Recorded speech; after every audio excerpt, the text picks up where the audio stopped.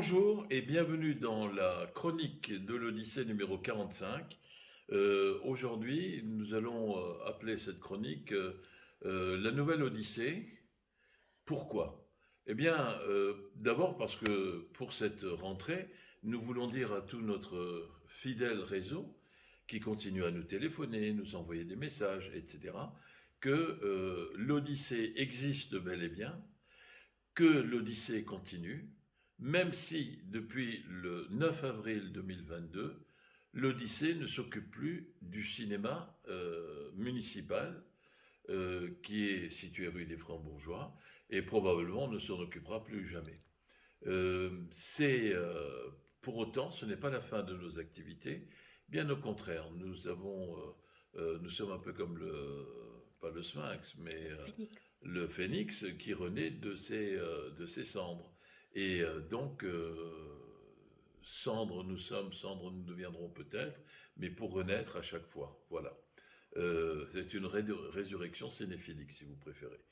Eh bien, il nous a semblé aussi qu'il était nécessaire de mettre les choses au point parce que il semblerait qu'il y ait, involontairement ou volontairement, une certaine confusion qui soit opérée par certaines personnes pour dire que l'Odyssée continuerait peut-être à tel ou tel endroit.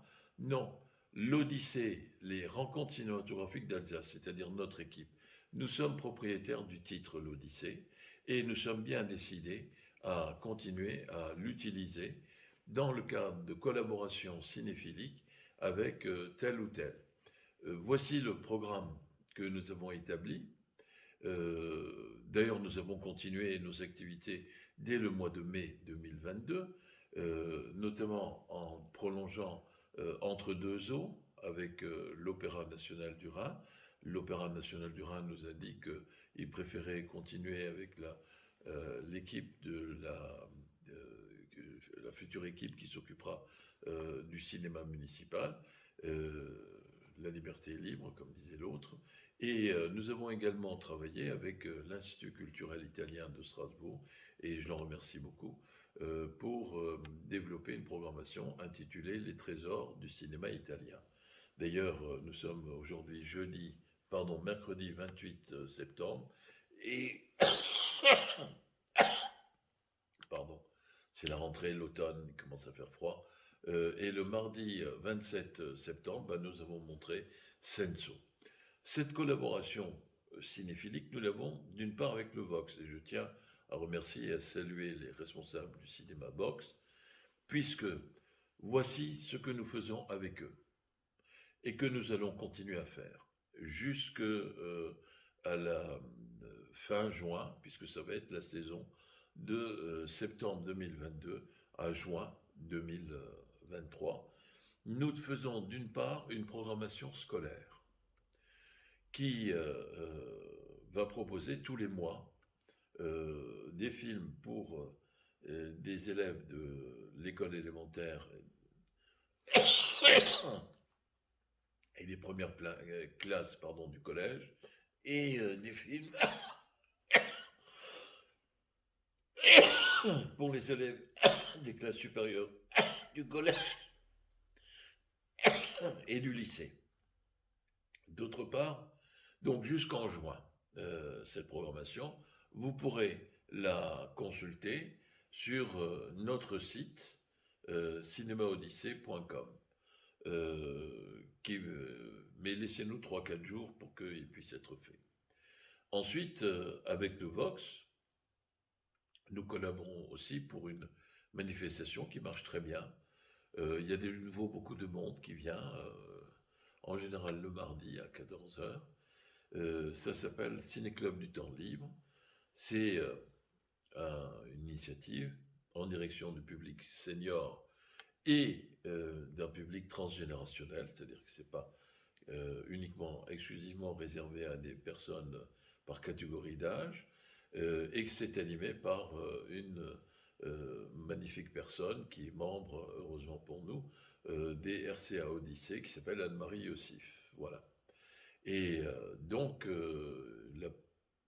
pour la rentrée de septembre, Eh bien, la première initiative, c'était Illusion perdue de Gianni Olli, et il y avait 80 personnes. C'était assez formidable. Et cette opération continue aussi. Le programme va être sur notre site cinémaodyssée.com. Donc, je vous invite à le consulter, ce site. Et puis, nous poursuivons aussi avec le Vox, les trésors du cinéma italien. Hier soir, nous avons montré Senso de Luchino Visconti. Nous allons montrer Un été violent de Zurlini et avec Jean-Louis Trintignant et toute une série d'autres films jusqu'en juin 2023. Et puis, avec le Vox, nous allons aussi continuer d'autres initiatives, par exemple, une initiative avec Synepsi, dont les dates vont être fixées très prochainement. Synepsi, c'est une initiative faite en collaboration avec des psychiatres et nous nous efforçons d'organiser des projections débats qui tournent autour de la question de la psychiatrie, de la psychanalyse, de Freud, etc. Et puis, nous avons aussi une collaboration qui va commencer le mercredi 5 octobre avec le cinéma UGC.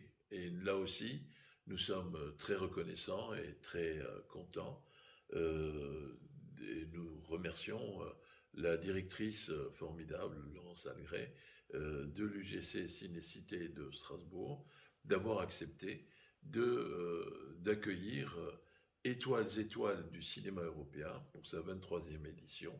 Il y aura 10 films qui seront en compétition, plus un film hors compétition pour l'inauguration. Et ça sera l'objet de la prochaine chronique, donc je ne vais pas trop m'allonger sur cette initiative, mais 3 séances par jour dans la salle numéro 17 et la salle numéro 25 pour l'ouverture et la clôture, eh bien, ce seront euh, notre présence, notre marque, en collaboration avec le cinéma UGC Cinécité. Enfin aussi, ou ensuite, disons que nous allons également collaborer avec Sciences Po Strasbourg, l'Institut d'études politiques de Strasbourg, pour une programmation avec le bureau des arts des étudiants. Et donc là aussi, la programmation est en cours d'établissement. Et dès qu'elle sera établie, eh bien, nous la publierons sur notre site et nous aurons l'occasion d'en parler. Donc vous voyez que pour des gens qui, soi-disant, sont liés uniquement à la présence d'un lieu, le cinéma municipal, eh bien c'est assez surprenant de voir que l'on a plein d'activités. Finalement, nous revenons à nos origines parce qu'au départ, nous étions une horde ambulante qui travaillait avec toute une série de cinémas de Strasbourg et de Schiltigheim, c'était à l'époque. Et ben, nous revenons à ça et nous collaborons avec grand plaisir et nous leur sommes reconnaissants avec les responsables du cinéma Vox et avec l'UGC Cinécité de Strasbourg, avec l'Institut d'études politiques de Strasbourg, que je remercie, et une convention va être établie avec l'UNISTRA, c'est-à-dire l'Université de Strasbourg, et là aussi, eh bien, nous développerons toute une série d'activités. Donc vous voyez que je ne dirais pas, parce que je ne veux pas être irrespectueux vis-à-vis du sparadrap du capitaine Haddock, dont le capitaine Haddock n'arrive pas à se débarrasser, eh bien, nous aussi, nous sommes actifs, nous existons. L'Odyssée existe bel et bien, et aucune opération volontaire ou involontaire, je le répète, de confusion cosmétique, n'est-ce pas, cosmos signifiant un ordre, eh bien, aucun ordre apparent ou de façade ne pourra empêcher cette réalité. L'Odyssée poursuit son activité et vous invite à nous accompagner dans le partage d'une certaine passion de cinéma. Merci, à très très bientôt. Au revoir.